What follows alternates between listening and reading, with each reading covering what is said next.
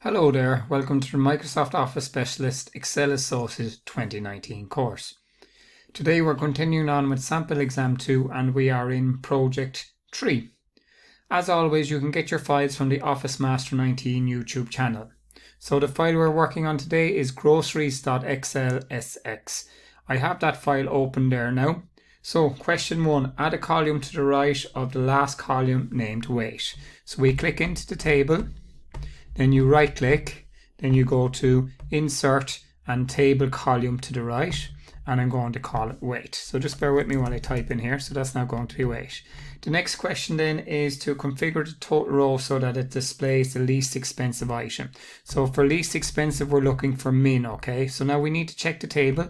So looking from C2 to C7, and I can see 150 is the smallest value there. So it should give us 150. So if I click on the drop down arrow here and select min, and now you'll see that it's 150. The next question is to wrap the text in cell A13. So I click into A13.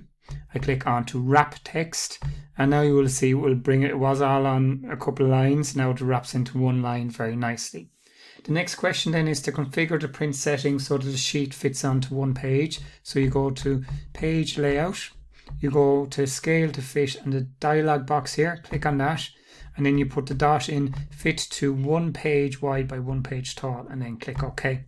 Then the last question then is to change the window view so that a new window opens up. So go to view, go to new window, and now you'll see it'll give a number 2 there. So it's groceries, and then it'll put the number 2 after the name. Okay, so I'm just going to close out of that.